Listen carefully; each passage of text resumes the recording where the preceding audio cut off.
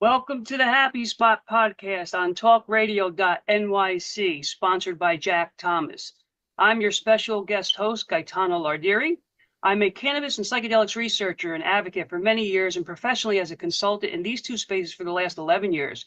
In this special podcast series, we'll dive deep into all things medical cannabis and psychedelics, exploring how these compounds can transform lives, reduce stigma, and advance groundbreaking research. Drawing from my experience and connections with advocates, scientists, therapists, industry leaders, I'll introduce you to some of the most fascinating and innovative minds in cannabis, psychedelic science, medicine, research, insurance, and beyond. Get ready for an eye-opening journey into these dynamic industries and further. Just a quick disclaimer, this podcast doesn't substitute for legal or medical advice, and we do not condone the illegal use of substances. Welcome to our sixth podcast in this special series, which will feature a special, outstanding individual, Dr. and global impact visionary, Dr. Hyder. We are going to have an interesting and enlightening conversation with Dr. Hyder about Coma Resurrection Therapy, psychedelics, consciousness, and so much more. Before I go into asking questions, please, Hyder, introduce yourself and tell us a little bit more about who you are and what you do in this very interesting space. Yeah, thank you so very much, Gaetano, for introducing me and giving me a chance to be on this podcast. I come from a very diverse background. Most of my, life career path has been in a bio industry, biotechnology, genetics, and you name plant sciences. And most of my influence was through this understanding of philosophy of the plant sciences, how they behave and how they are so important in this environment and how we can utilize those compounds that comes from those in a very therapeutic way. And I have trained in France as a doctorate, and I had been training in United States. Did my couple postdoctorate in Michigan State University, later on to Virginia Tech and University of Wyoming in Laramie. And lastly, before I left United States, I worked for U.S. Department of Energy on the algae biodiesel project. And most recently, after that, I moved to Canada and now I'm settled here and we're doing work towards the psychoactive compound that comes from the plant sciences. Excellent. Whereabouts in Canada? I live in Vancouver, Metro Vancouver, BC. Yeah. Nice. So let's get right into it. So could you share your journey and explain how you became involved with Coma Resurrection? Can you? Yeah, absolutely. Sorry. Yeah, absolutely. My journey towards Coma Resurrection Therapy began at a confluence of my academic interest in molecular biology and a deeply personal convictions to innovate in the field of medical therapeutics. So, after years spent studying genetic engineering and neurobiology, I observed a persistent gap in the effective treatments for disorders of consciousness. This realization inspired me to harness the science and apply it to the medicine most enigmatic challenges, resurrecting the conscious mind. Oh, that's interesting. And what motivated you to pursue this innovative treatment approach using psychedelics for coma patients? Yeah, so when I was looking into different areas of medicines and the availability of medicine around in this world, I look there's a gap between the people who are in the coma or vegetative states because these people are considered medically dead because their mind has stuck in some area and after traumatic brain injury or some sort of injury in the brain or have a trauma, the brain is not functional. So I said there is something we should do in a medical area where we can revive these people so that can at least come back to life. In a medical society, what we see is these people, when they go through traumatic brain injury and after a long depletion in the oxygen from the brain, they consider a complete dead person. And then that person or individual stayed on the bed for almost a year or two, but without any results. And eventually they pass out. So the idea was behind is to how we can bring something that these people should come up back to the life and not necessarily reviving from the dead, but we know that the brain is somewhere stuck, but the body is functioning. How we can make that the connections back together so they start revived and come to a conscious mind. And just for people who don't know, are these people with flat EEGs or no EEG No, I think they are mix of everything because what I feel is people who are just have a temporary dementia, or people who just lost their memory for just temporarily, or even people who have a long-term traumatic brain injury. Like for example, a person who is walking on the street had a gunshot, and a person who just fell due to playing in football with a high heat. There are two different circumstances. One was structural damage in the brain, whereas the other is just fell due to the heat. So the reviving part for these people who got not had a structure damage is more prevalent, and we can revive them. But whereas the structure damage happens, it's hard for us to really bring the whole person back. So these are kind of different levels of coma state. Exactly. Yeah. The different stages of life. Yeah. Okay. So what scientific evidence supports the idea that psychedelics can effectively treat coma patients? Well, there are many others, situation where the doctors, especially if you look into some studies in Imperial College of London, they have done the resonic imaging where they looked into the brain of a person who was given the medicine as well as a person without the psychedelics. They saw there's a huge traffic when they prescribed the LSDs to them, and what happens, the neuroconnectivity was so fast, they started looking into it that what is happening. So what psychedelics does basically is triggers those the transmitters which are kind of in silent mode, and revive them, spark them so they come to the connections and they start moving forward with the consciousness. And that's the beauty of the psychedelics, or so-called the psychoactive compounds. So you're making these connections, and you're assuming the coma patients, I guess, are there's an effect. They're feeling this somatically. Yes, that's right. So what happened is, like, in a general view, if you look at in our old culture, like yourself or myself, we are in a normal form of speech right now. These people is were like us, and they have got all the information in front of us. But at certain point, because of the damage happened to the brain for any reason, traumatic, they felt the information was stopped at that point. And whatever information they had in those, they were in the folders. Like for us, our mental ability is such that our informations are segregated in a different kind of folders. For example, if I want to talk about to you by my science, there's a science information that I have in my brain somewhere. But if you want to talk about my family, there's a family information somewhere. Now these people, what happened when the traumatic brain injury happened, these folders were mixed. It fell down on the floor. Now papers were mixed. Now they don't know what to respond when you ask a question. That's why they are in vegetative state. When they speak, they don't know what to say, what they are looking at, they come off, forgot the information, even the information is in the head. What we are trying to do, that bringing these neurotransmitters to connect in a proper wiring, I would say. So once the wiring is correct, the information flow is good. And that's what we are aiming for. You're helping them pick up the files again and reorder them, I guess. And for Exactly. for the medical people on the listening to the call, what technique do you use? fMRI? What actual measurements do you use? Yeah, so I'm more into the fMRI thingy because there was a study done at Imperial College of London by Dr. Robin Karen, who started doing that resonant imaging into the brain. Whereas I also work on some of the area of using these compounds in the clinical stage, because by just putting the gadget, it doesn't mean that you get an answer, but by administering is the one that we will look for. And once we have that treatments, once we see that there's a results coming and there's a change based on their studies, and also the John Hopkins University doing a lot of psychedelic work, based on the collaborative efforts, I think we can come up with an idea with a study, a proclaimed study that can go further to really find out the answer for these treatments. And which psychedelic compounds do you believe are most promising for treatment, and why? Yeah, I am more a fight of there are many psychedelic compounds, right? And psychedelic doesn't mean that, first of all, let me tell you what psychedelic and psychotropic compounds are, because there's a mix of a lot of information. Sometimes people think that psychedelic is a psychotropic, but what happens? Psychedelic is a science where we use the psychotropic compounds to treat, whereas the psychotropic is the compound itself.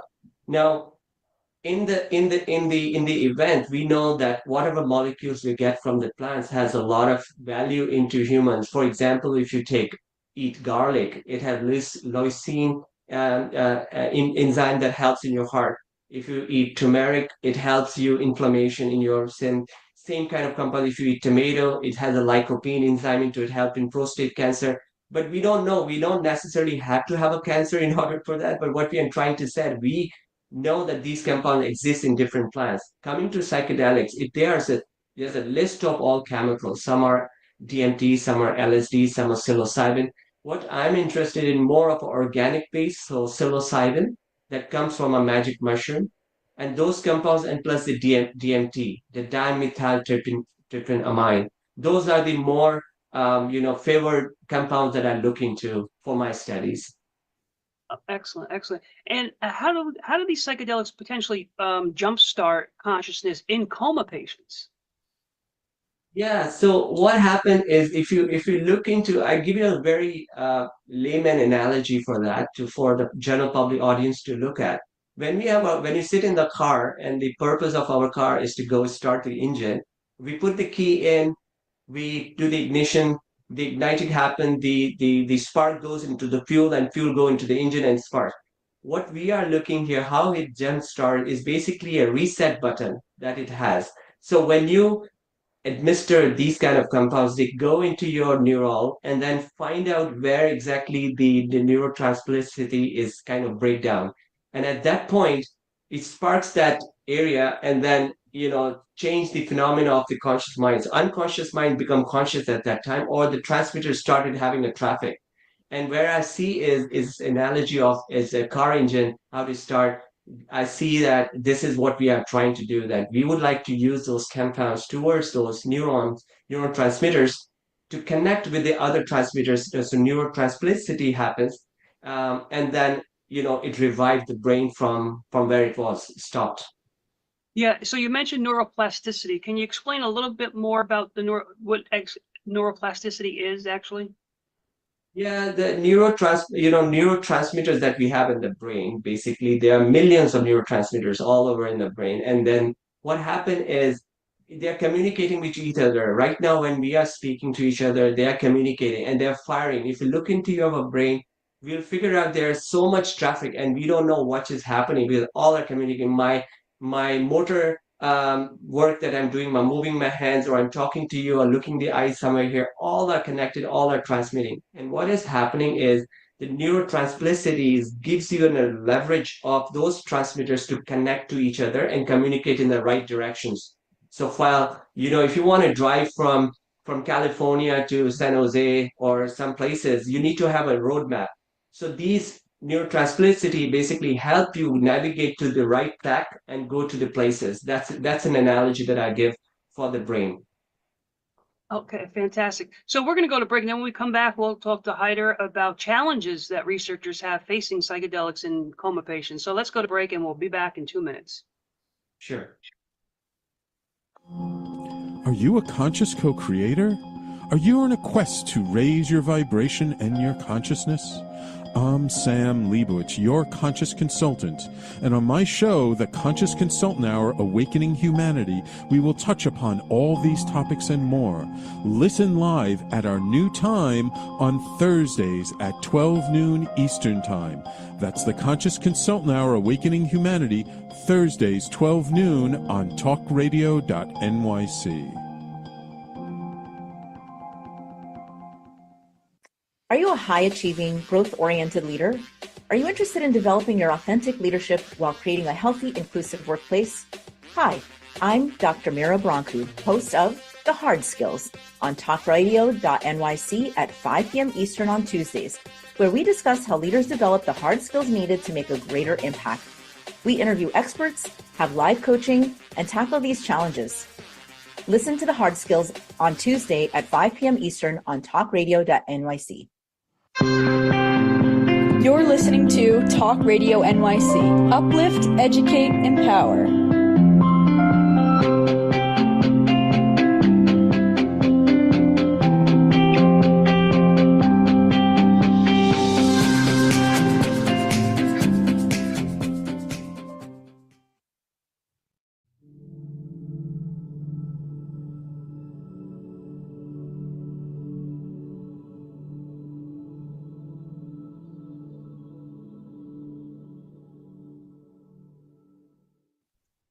Welcome back to talkradio.nyc. I'm your special host, Gaetano Lardiri, and we're here talking to Dr. Hyder. So, Dr. Hyder, just before we went to break, let's talk about what challenges do researchers face when studying the efficacy of psychedelics for treating coma patients? Yeah, it's very challenging as it includes the limited accessibility of the patients in comatose states for clinical trials, ethical concerns regarding informal concerns, and regulatory barriers that restrict the psychedelic research at the moment. Furthermore, designing the study based on the above challenges to collect the data and accurately measure the consciousness recovery is inherently complex. Mm. Yeah, so how do you get someone to sign up for a clinical trial? I guess there's a family member that has power of attorney. What's that process like? So I think the most part is like a collaboration. So when you have a collaboration is basically a key for this. Like if you have a working with the regulatory agencies, establishing an international research networks and utilizing the advanced imaging technologies like you mentioned earlier, we can design the robust studies and implementing the ethical frameworks to involve the patients, families in the decision making can mitigate the concerns. Yeah, that's right. Okay, so how can the medical and scientific community overcome these challenges to advance their research? Yeah, that's like I just mentioned, the collaboration is the key, but at the same time is advocating in the right place where it's necessary. Now the thing is, these patients are in coma, they don't write consent at this point. And the issue is that the family needs to come up and say, well, our patient is already dying. Why don't we give a consent to someone who's really want to revive them back? And the problem is that the advocacy between the agencies who allow that consent needs to be eased. Once that is eased, then the family can easily consent that yes, go ahead and do the treatments because they don't have any other hope. All the hope they have either go for it or not go for it and let the patient die or revive them. So I think the collaborative efforts between the advocacies, departments, the policymakers, as well as the medical team needs to sit together to come up with these profound compound applications into the therapeutic potential of these unconscious mind and not necessary again we are not just at the moment I'm looking in consciousness but psychedelic or psychotropic compounds and application in many other areas like PTSDs and mental health and depression it's been doing breakthrough work, so why don't we also apply that to these people who are actually in need? Yeah. Could you also elaborate on the ethical considerations involved in administering psychedelics to coma patients?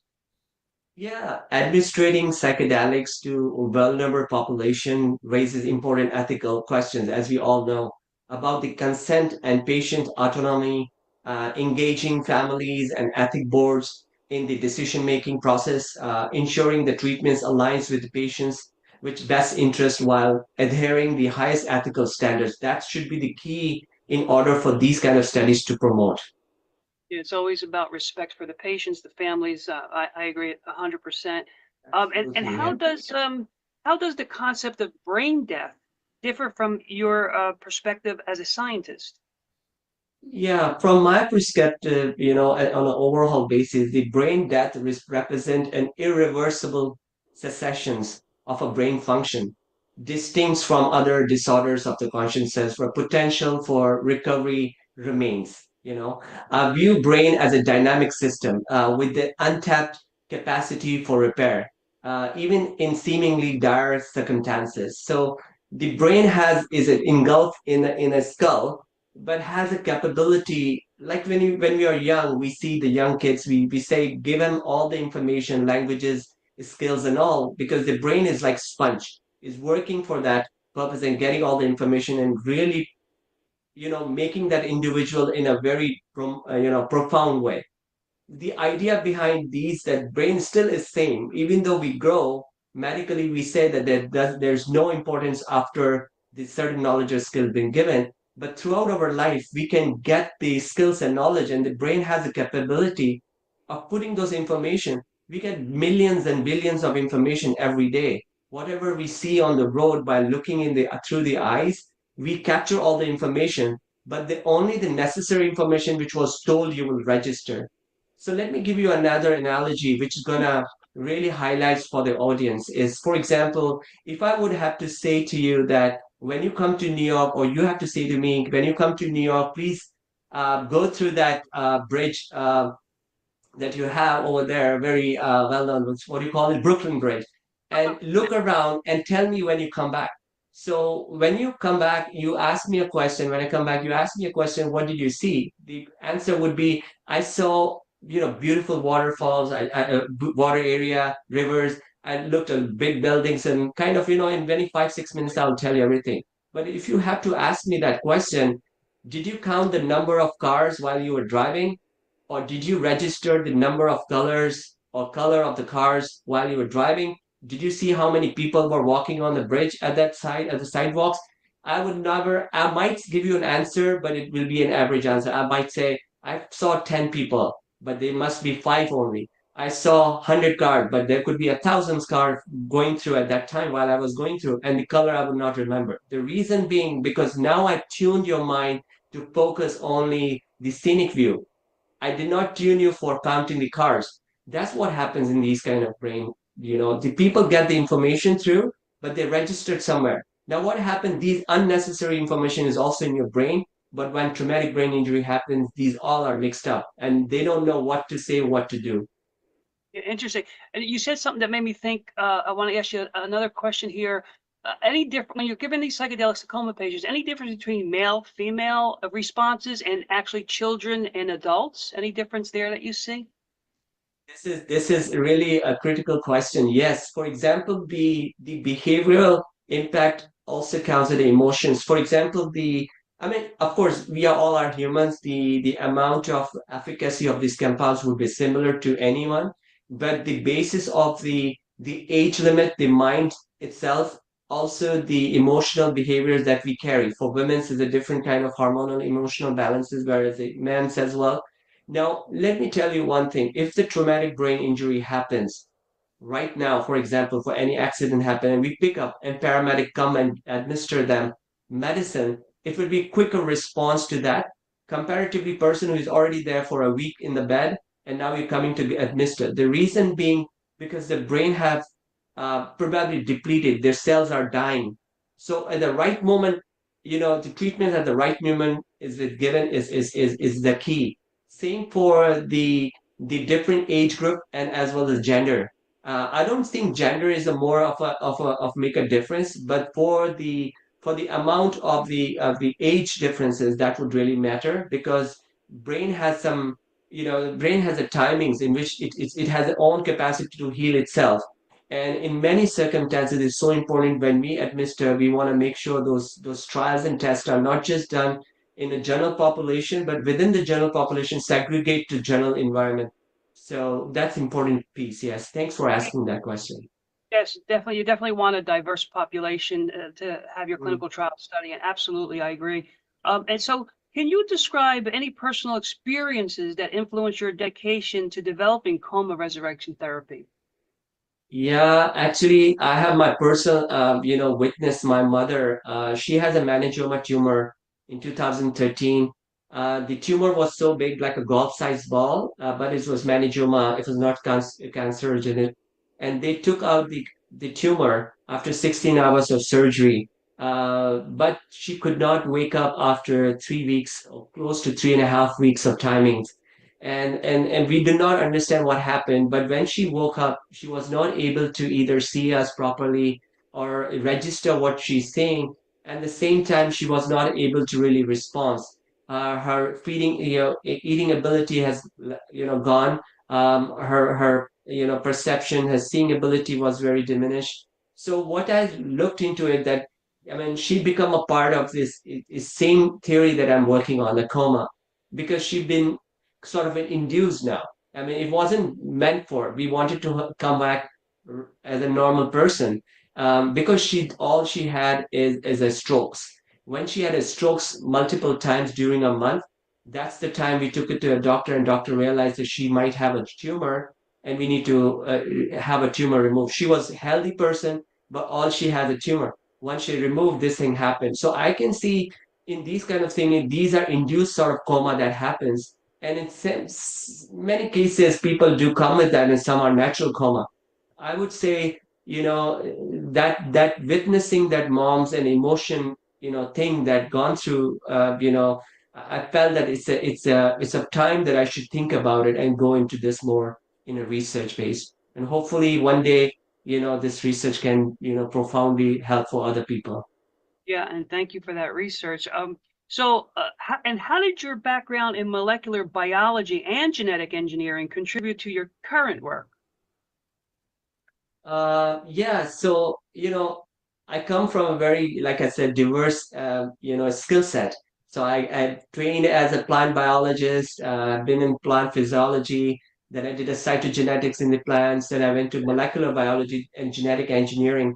Now, molecular biology is a bigger head name, I would say, a title underneath the genetic engineering, cytogenetics, and there are many other biochemistry, and I'm sure you know and the audience know that the idea behind the engineering part as well as the molecular part helped me because you can look into the cell's profile. You can look at the DNA and gene profile. Now, we are not saying here that we're going to genetically alter the gene so it can behave properly or become a, but what we are saying that my experience in those areas have helped me, go through understanding of different kind of compounds that could help to revive or ignite those molecules which are present in humans.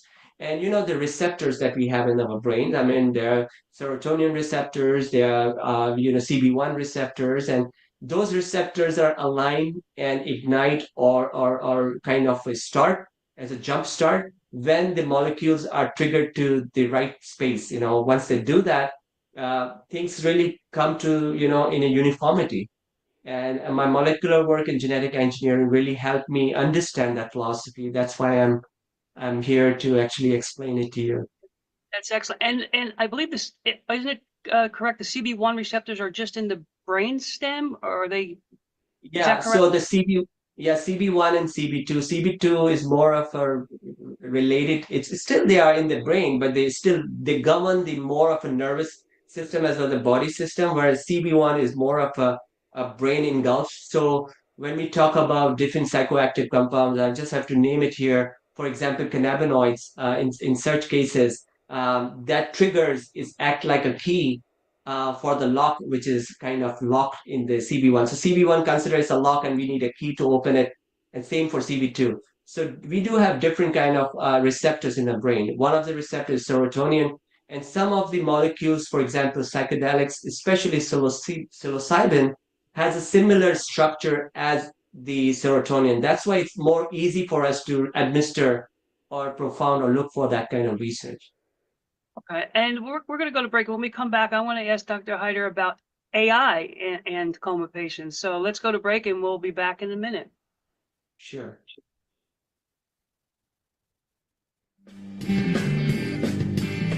Hey everybody, it's Tommy D, the nonprofit sector connector, coming at you from my attic. Each week here on talkradio.nyc, I host a program, Philanthropy in Focus. Nonprofits impact us each and every day, and it's my focus to help them amplify their message and tell their story. Listen each week at 10 a.m. Eastern Standard Time until 11 a.m. Eastern Standard Time, right here on talkradio.nyc. Hi, I'm Linda Marcanico. The A Train to Sedona is a memoir about my journey to love and compassion. It's also the name of my new broadcast on Wednesdays at 12 noon.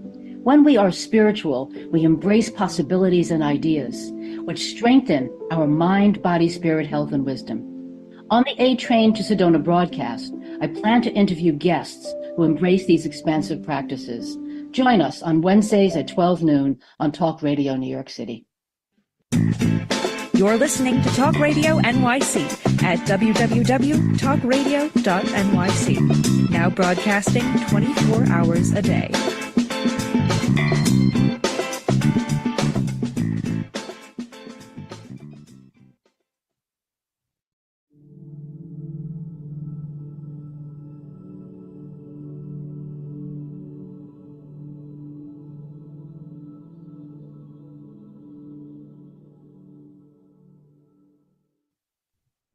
Welcome back to talkradio.nyc. I'm your special host, Gaetano Lardiri. We're here talking to Dr. Hyder. So Dr. Hyder, there are certain tools that we use, right? Like we mentioned fMRI, EEG. Do you use AI at all? Because that's another tool, correct? Absolutely, yes. So the answer to the question, no, at this moment. But the AI is one of the areas that I'm looking at too. So my perception for AI is different than others, maybe. So AI is a basically is a brand new tool that have been, people been using now for everything. I mean, I would say control life, it will control the life AI. But the idea behind is missing is whatever you feed in AI, AI will detect that. So for example, you say AI count 1 to 10, it will know because we have fed that how counting works to the AI. It's not coming from the nature to AI. We are a human and we are more intelligent to AI. So I call it human HI rather than AI. Human AI is more of a, is an intelligent form of it. But coming back to your question, I think AI necessity has been getting really crucial at this point. There are many things that we can work. AI has a tool also to predict in future what might happen. And that's people are looking at. For example, not necessarily the bad information, but it has a capability to look beyond that where human minds is still thinking about it might go again it much further as compared in the medical team like nanotechnology and all those they are now using AI. And I think at this moment to answer for sure we are not yet, we are looking forward to use that, but for sure at the moment we are not ready for the AI system because first of all there's so many other steps that we have to finalize or we have to go through this for a particular research that I'm doing. I mean, if you talk about other area, depression and anxiety, you can definitely detect AI tools that can look for the condition in a human and then can tell you, hey, we require this kind of medicine, and then you can go. As an addition to, for sure, AI is helping. But just to say AI do this and make sure that it's working, I think it's still a little far further, and the research needs to be done on that area. But for sure, AI will definitely help and speed up this process. Yeah, exactly. It's another tool to be used, and like you said, if you put crap in, you get crap out. So you got to be careful about because we're humans putting that information in, right? So just to move on, what are your goals for Transcendent Life Sciences Inc.? Yeah, I am actually at Transcendent Life Sciences. Our company goal is to pioneer the groundbreaking therapies for disorder consciousness with Coma Resurrection Therapy as our flagship initiative at this moment. Okay. We aim to create a future where awakening from a coma is not just a miracle, but a scientific reality. So at this moment, whenever you look for it, you say it's miracle happened, he came back to life. Okay, miracle do happen in many circumstances, but what we can wait for miracles to happen, or it only happens to holy people.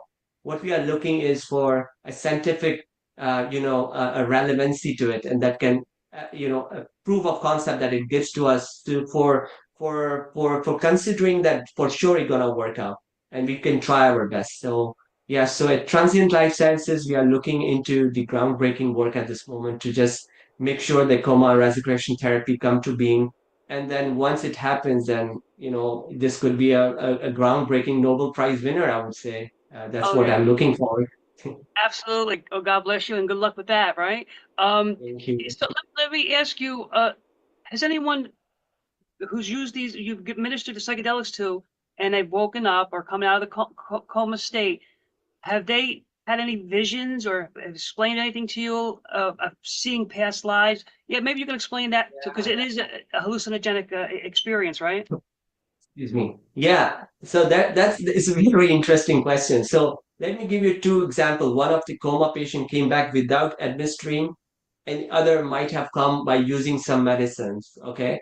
So in our medical term, we use when they are doing surgery, we use a medicine called Ambien. Ambien is one of the thing that the doctor and surgeon who are uh, person who gives when you go for surgery they make you unconscious at the stage and they want to wake you up afterwards if you're not coming back to awakening, and The they give you this anesthesiologist. ambient medicine. The Yeah, anesthesiologist. exactly. So I want to and we are actually trying to compare that what are the threshold of that and how much timings we require in order for them to revive. So that's one area. The other, like you mentioned about coma, the interesting things like there are people who, when they come back, so what happened is very interesting. Hear me now, because the people who go in coma at traumatic brain injury. For example, they were driving, they hit by a car, but their damage was not that bad. They were just went to coma because there was trauma was so bad, and they come back after a half an hour, or the paramedic comes. They do remember what happened because they were in the team that happened. People who just passed out for some reason by stroke or by stress in their mind for family or for any reason, and they go in the coma and they come back afterwards, the situation is different because when they come, they either they've been to that certain stage, I don't know, in many stages that they don't want to share you what exactly happened during that path because either they're very confidential for them or been told not to tell. I don't know what happened. I've heard a couple people they don't want to share what happened when they were gone because the stage in which their mind was become unconscious and they come back, there was many things that happened. So if a person came back after 6 months or after a year, and in there and we call it miracle because that's a miracle when they come back, they are aged maybe a little bit, year old, and they were at that different mindset at that time. They were going through a psychological issue, and that they fell into that. So they completely wiped out at that time when you ask them, or they don't want to tell you. But with the timings, eventually they mix up and they eventually tell you the story. But it's very very different. So I see when psychedelics are treated or given or taken by people as a recreational or soothing, they have similar kind of effect that I've heard and learned that they have different experiences, especially DMTs. DMT is very short taken and it takes you towards that you feel that you're out of body in expression. That's what he called it as. So I personally think there's a many areas that we have to focus, but scientifically, reviving from these compounds, that's something that we would aim to come with this, some, with this kind of a research. I think that would be a key. Yeah, that's very interesting because the hundreds of people, maybe thousands that I've spoken to, they always compare the experience of childbirth or something Mhm. profound, right? So that's interesting. But how do you plan to collaborate with universities and other institutions to develop coma resurrection therapy? Yeah, so we intend to establish partnership with leading research universities, such as the one that I have in mind, and I'm in touch with John Hopkins University and Imperial College of London. Again, these are more profound. When you Google it, they just pop up that they are doing research because they are ahead many years now. So those are the key, university I'm focusing. But beside that, there are many in Europe that I have to look into that are working in psychedelics. So these two, and leveraging their expertise in neurosciences and pharmacology to conduct the rigorous clinical trials, and also based on their, in collaboration, we can do the, bring different academia as well. I mean, not necessarily these only two universities, and promote the development of this standardized treatment protocols. That's an Yeah. idea. And these are all research studies, so the physicians administering the psychedelics will have a Schedule One license, and it's all. Uh, Yeah, so I think I have to come back to this point. For example, there are many, like in Health Canada here in Canada, we have Health Canada that administers the production and the research work of psychedelics to go through them, and they give you a license to that. For example, you want to grow magic mushrooms in your greenhouses on your store, you need to have a license. You need to have all, and the license is not easy. It's not like yeah, applying a driver's license. They have to come to your lab and going to see every restriction, how the chemicals been used, how been treated. And once you grow that, for example, then you're allowed to grow magic mushroom or the psilocybin extraction for formulation. But the person they want to sell, that also needs to have a license in order to do that research. It's very stringent. It's not very easy. Same for cannabinoid medical purposes, cannabis when they want for medical purposes. You need to go through licenses, and I'm pretty sure in US also and many other parts of the world they have the restriction body health ministry they want to administer. That's why it's still under schedule.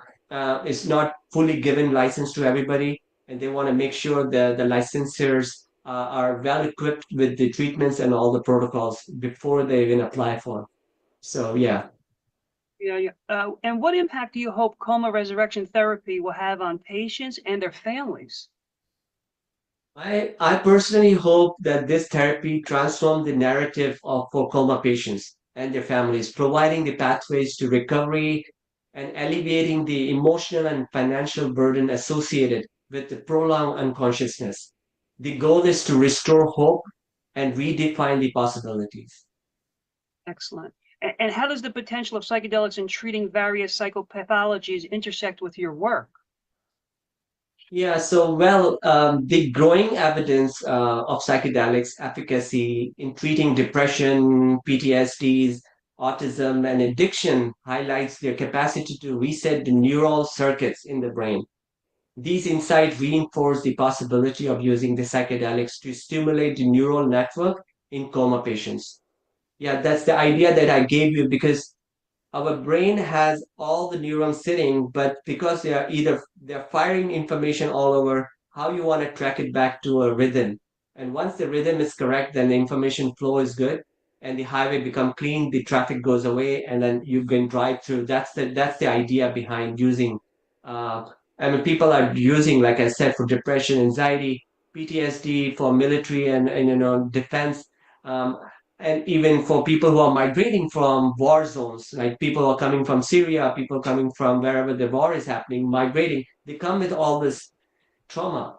And how are you going to do that? I think, yeah, so there's a lot of neural, kind of work needs to be Yeah, you're like a confined. traffic cop. You're clearing up all the traffic and you're setting the lane straight again. So that's fantastic. With the That's psychedelic, right. that's fantastic. Yeah. Can you discuss the role of neural circuits and their importance in consciousness? Yeah, sure. So the neural circuits form the architect of the consciousness by mediating the information flow across the brain. And psychedelics can stimulate these circuits, increasing connectivity and promoting the brain's self organizing capacity, which is crucial for the conscious awareness. Excellent. Yeah.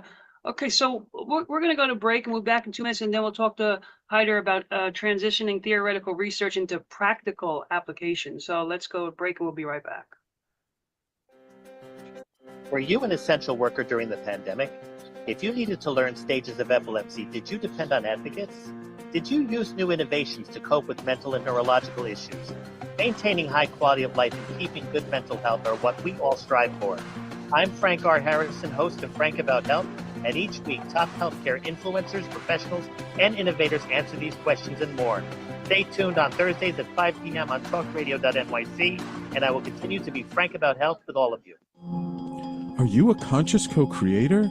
Are you on a quest to raise your vibration and your consciousness?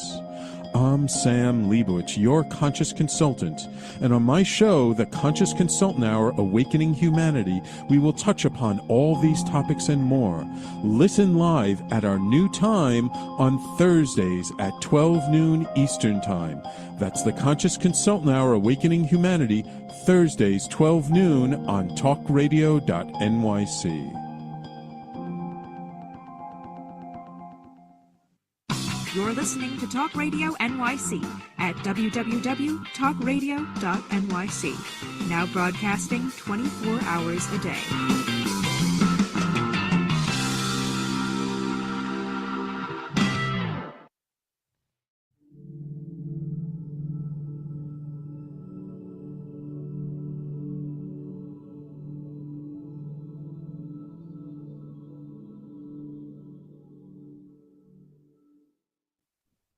Welcome back to talkradio.nyc. I'm your special guest host, Gaetano Lardiri, and we're here talking to Dr. Hyder about coma and psychedelics and so many other wonderful things. Hyder, let me ask you, what steps are necessary to transition from theoretical research to practical application in this field? Well, basically, it requires the conducting extensive preclinical studies, followed by phased clinical trials to assess the safety and efficacy. That's the priority. For sure, number one priority it is. And then partnership with regulatory bodies and medical institutions will ensure that these therapies are both accessible and ethically sound. I think that's it. Right. Yeah, no, that's Excellent. And what ongoing studies or clinical trials that align with your research on psychedelics and coma treatment currently?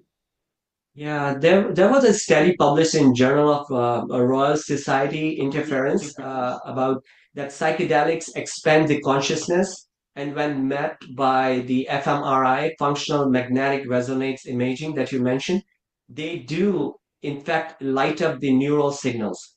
And in scientific language, if I would like to say, the psychedelic increases the complexity.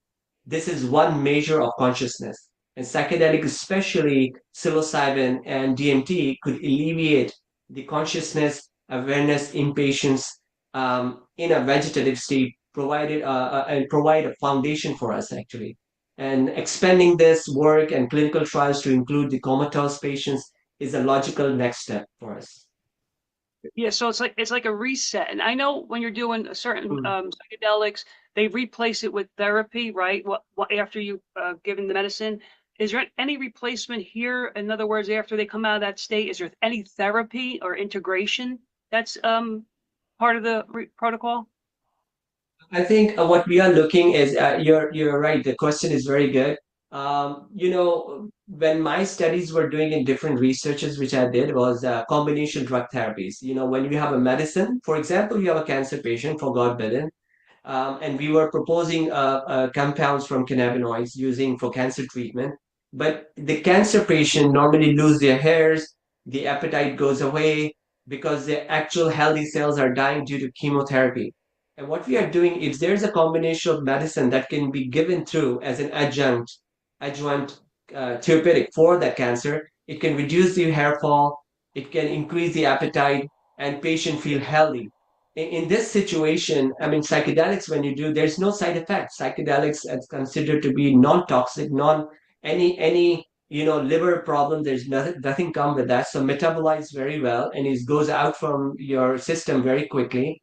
So there's no side effects such as. But for the people in coma, if you treat them and they are coming back, I think the base remedy for them is how the family treat them at home.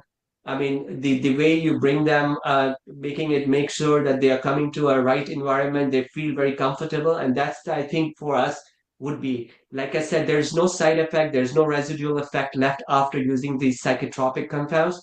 That is the major, a win for us that will helping these people not to go for another kind of combination.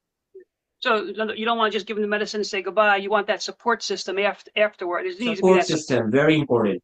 Very important, yes. That's fantastic. And how do you envision the future coma resurrection therapy and its acceptance within the medical community? Yeah, I foresee the future where coma resurrection therapy becomes the integral part of the critical care medicine, supported by a robust body of evidence. As an understanding grows, so will acceptance, transforming how we approach disorder of consciousness. And we aim to create a future where awakening from a coma is not a miracle, but a scientific reality, like I mentioned earlier. Yeah, excellent. Yes, it will become a scientific miracle in the future. And how can the public and other stakeholders support your efforts and advance this innovative therapy? Yeah, there are quite a few areas that I need to tell about. So the rising awareness, so that is one of them. So share information about the therapy through social media, like you are doing, community events, like go and present something, advocacy group, like go into policy making to educate others about its potential benefits. That's number one. Second most important would be building partnerships, like collaborate with researchers, same-minded academia institutions and industry's leaders to accelerate the development and streamline the pathways to approval. Funding and donations for sure. Contribute to research funding either directly or through fundraising initiatives to ensure the resources are available for the development and trials, such as, for many areas like cancer research and Alzheimer research, there's a funding and donation. I think this needs to be because it needs groundbreaking amount of money in order for doing the groundbreaking work. Participating in the clinical trials for sure. Contribute to research funding. Eligible individuals can volunteer for clinical studies. Now, you can ask me why eligible individuals, who going to give the consent for them. So again, the family would consent for them. It's not that they are want to go in coma, but the people who are in coma, the families can then provide the consents, helping to validate therapies, efficacies and safety, like I mentioned, advocacy, lobby in policymakers for regulatory support, favorable legislations, or increased public funding for the therapy. I think lobbying is very important, especially through the tools like you are having the radio talks or TV talks where people can listen and then consider that this is really a needed area. Providing feedbacks, stakeholders like patients, caregivers, or healthcare providers can share their experiences and insights to refine and improve the therapy. We can invite those people once they come out from the consciousness, or the family who going through that therapies at this moment come back and share their validation. So people say, yeah, this is the area we are having benefits. Why don't you go and have a same treatment done for your individuals? Encouraging an open dialogue, that's the most important part, where you can bring those people, like you have having interviews like me, maybe you have 2 3 people that can interact. So open up, foster discussion within the community to dispel the myths that we have, that psychotropic or psychedelic going to harm you or kill you. Of course it's going to harm you. Anything, if you take salt 3 spoons, if you take sugar 2 spoons, it's going to kill you for sure. You need to have a moderation, and that's the key. Even heroin, the heroin is addicted. People, it can be used for medicine, but we are taking, or people are taking as an addiction. And psychedelic, in fact, is also as a addiction of cessation too. We can use that and build Are, trust in the therapy. And I think these major areas, if it's covered confoundly by scientific body, academia, and policymakers, it's not going to help only the humans, but also the whole states. Um, I mean, if you come up and ask about how much tax you want to put on growth of this and how this, I mean, there are many major concerns that might come up, and there's a policymaker can deal with that. But I think as a scientist, as a medical team, or as an academia, there's a thirst for this, and we should bring that into the limelight through these kind of media. That it's a necessity part of the overall daily going medical requirements. And just one last thing, I think when you see these patients sitting in the bed for 2 years, how much amount of financial burden it has on the family. And honestly, I gone through families when they look, their patients are sitting there, either they are very desperate, they're emotionally bad, or they will say just they pray for God, just take their life because they don't want them seeing dying like that, rather than either coming to back to life or just don't prolong that long. It's a very it's financially and emotionally is burdensome. Yeah. and that you mentioned that, are there any support groups for families or I guess coma survivors afterwards? Are there any support groups you want to give a shout out to, or that are worth mentioning? Yeah, there are societies, there are Alzheimer's societies, or dementia societies. There, I mean, I don't know exact names, but there. I mean, if you just pop up, we can just write Alzheimer or dementia. I mean, those are the two which are connected to this.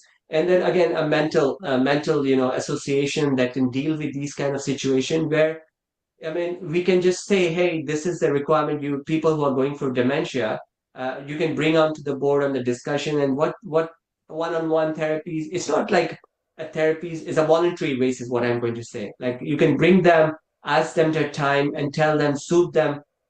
In as we go older, currently we are young. As we go older, the chances of us to get access is lower because we are either on the care, on the sometimes the medical care, we are not having accesses to go even though we speak sometime. And I mean, this is the time where a middle-aged person, people who are already in these studies should bring this into consideration, that it is so important. Especially these societies will help, and the promotion through conferences, not necessarily a conference meant for only coma patient. I mean, something related on overall basis, like in mental health for sure. But if you look into general public, mental health is just considered depression, anxiety. And wherever you open it, they don't even think about anything else besides anxiety and depression. Anxiety and depression are the precursors that ignite and give you, if you are doesn't, you don't take care of it, it goes into that stage. So why don't we, prevention is better than cure, that we say, we should do that in advance, go through the school, and schools are the best places where we can also promote that. especially the medical schools, right? Medical And schools, yeah.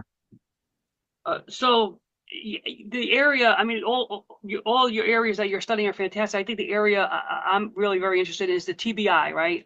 Traumatic brain Yes, injury, yes. because there's so much traumatic brain injury with American football and other sports and so on. So that's some future work I'll be looking forward Yeah. coming out of your lab in the future. We got one more minute left. Anything more you want to say, Hyder, or how we get in touch with you or follow you? Yeah, I will be, my research is, ongoing, is, it's not in really an infancy at the moment. It's gone through a little bit ahead, but I would really appreciate the scientific body, medical body around who are listening that to connect with me for collaboration, for connections. This we can do as a team. A one-person job is not a one-person job. It requires a lot of funding for sure. It requires a lot of, a knowledge-based expertise and the labs and all the institutions. We are working in psychedelics. We are already into it. The John Hopkins University, Imperial College of London, and many big Ivy schools are already in. So why don't we take as an initiative of this kind of studies can also take care by them or by collaborating. So I would appreciate if anyone wants to reach out.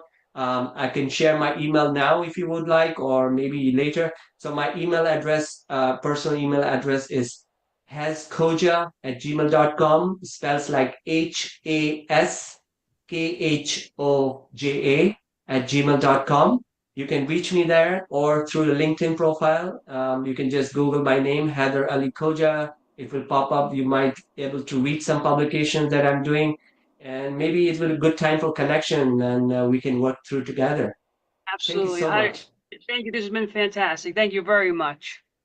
I appreciate your time, for the happy spot in Radio Talk New York, for inviting me and giving me chance to really navigate through and explain my journey. Thank you so very Fantastic. much. Thank you very much. So I want to chime in. I am Jack Thomas. I'm one of the underwriters at the Happy Spot. My partner Anshar. We have a vision of information, and we're so grateful for Gaetano and getting us started and having the information to educate and inform and integrate. Educate, inform, and integrate. I've learned that in this community. So grateful. Harm reduction, may it roll into many others.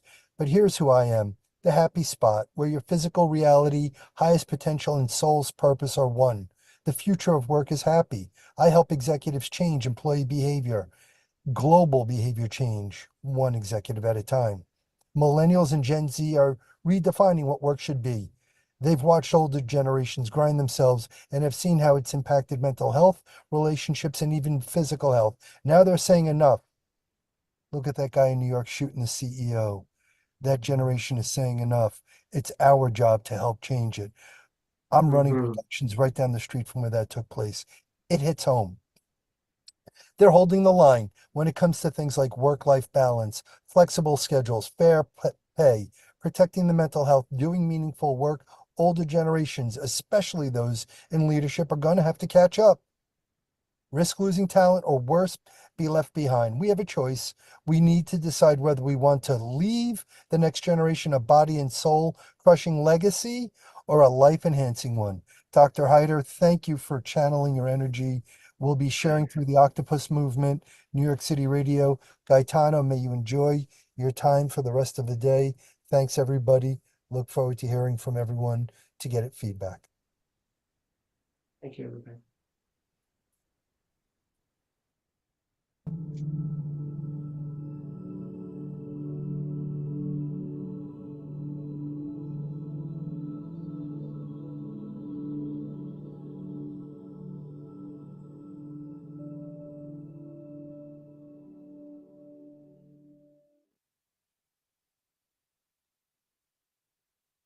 You guys were great today. Thank you.